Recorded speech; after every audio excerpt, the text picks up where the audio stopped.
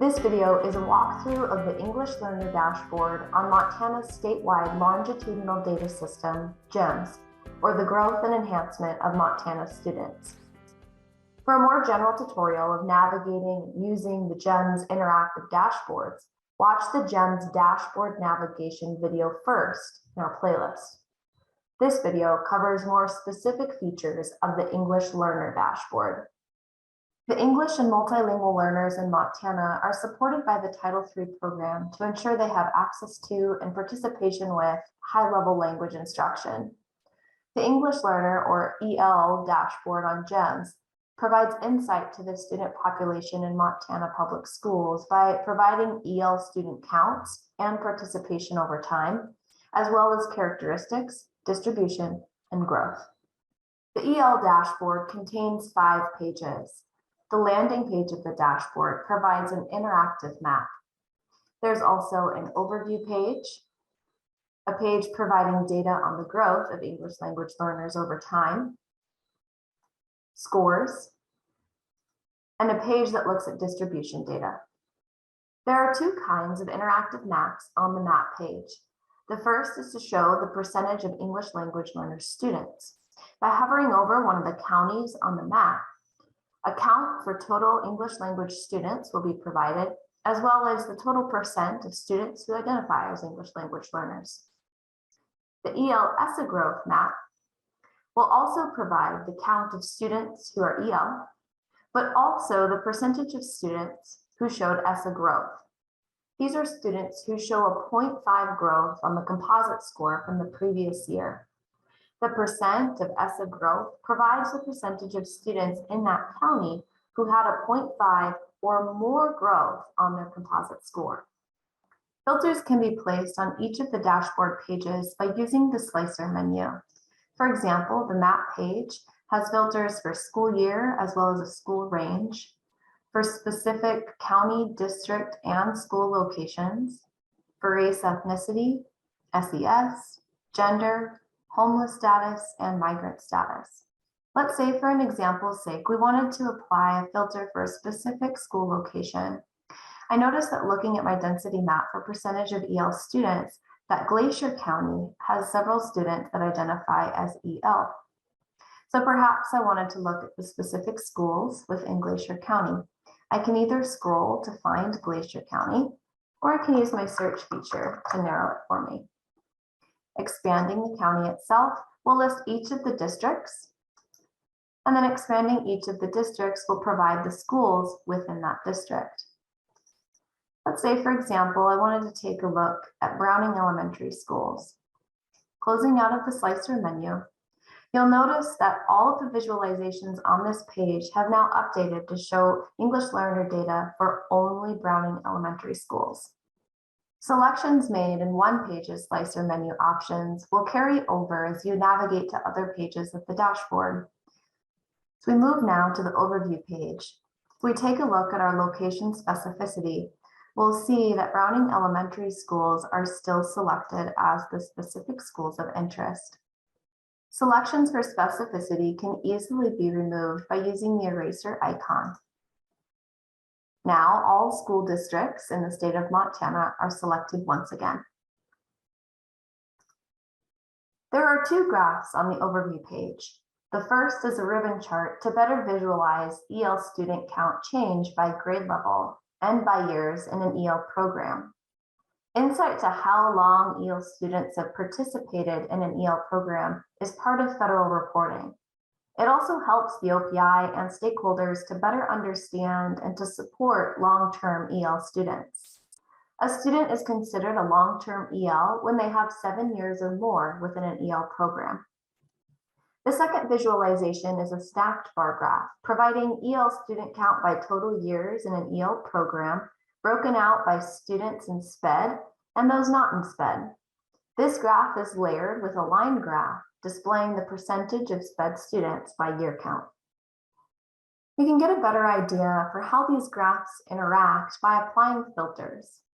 Let's say we wanted to take a look at the North Central Mass region, which include Choteau, Cascade, Glacier, Toole, Pondera, and Teton County.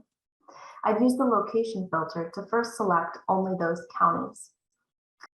Next, let's assume our inquiry is for the most recent school year. So using the school year filter, I'll select that most recent year. Closing out of the slicer menu, I notice that the visualizations on this page have updated to show data for only the schools in the North Central Mass region.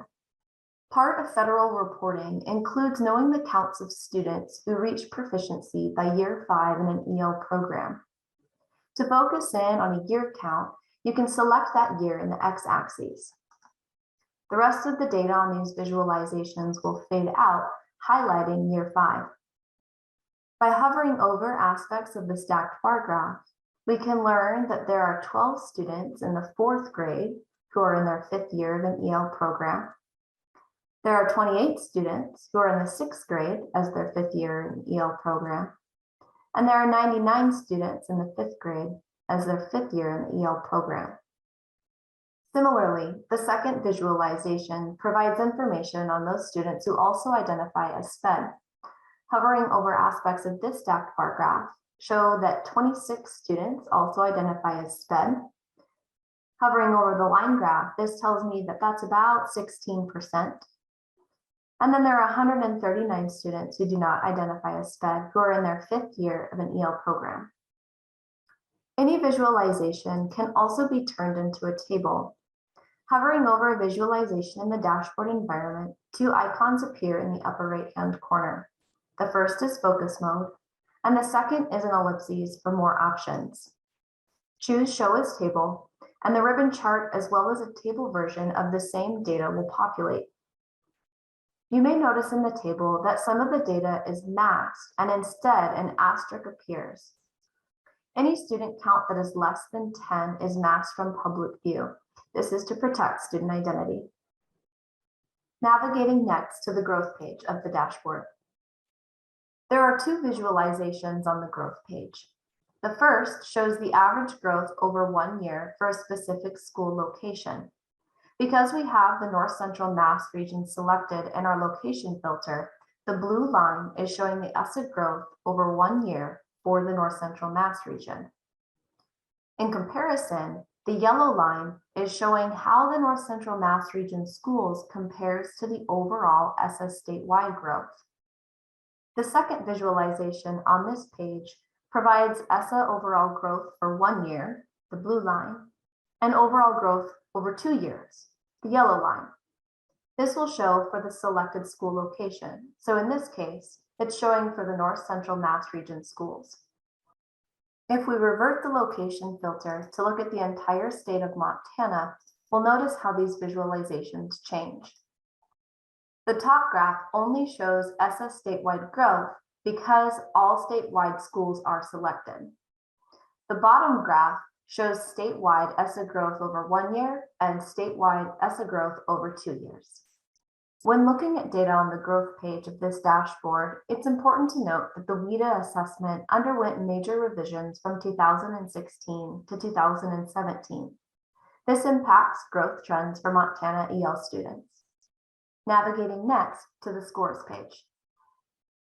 The scores page of the EL dashboard can be used by schools who want to take a look at how their average test scores by grade level and average test scores by primary home language compare to the statewide average.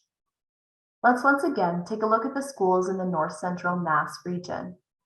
Here we can now see how students in these schools performed looking at their average test scored by grade level, as well as by the 2 primary home languages, English and German. These scores can be compared to the statewide average by looking at the yellow line in both graphs. Hovering over the line will provide that average state score.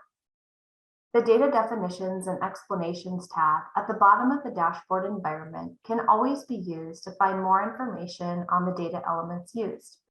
For example, if I wanted a better understanding of what primary home language is, I could navigate to this tab, make sure I'm on the scores page of the dashboard, which is where that element lives, and then open up that data element's definition. Lastly, navigating to the distributions page of the English language dashboard. This page provides a pie chart showing the percentage of EL student counts by language of impact, and percentage of EL student count by primary home language. There's also a bar graph showing the EL student count by proficiency levels for the overall composite score. If you wanted to take a look at a test other than the composite score, you can change the content area using the slicer menu.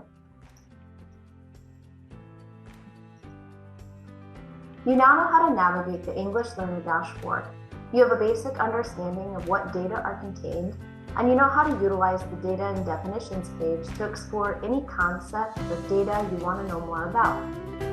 With these skills, tools, and knowledge, you should be able to confidently start exploring the English Learner programs in Montana. If you have any further questions, don't hesitate to reach out to the JARS Help Desk.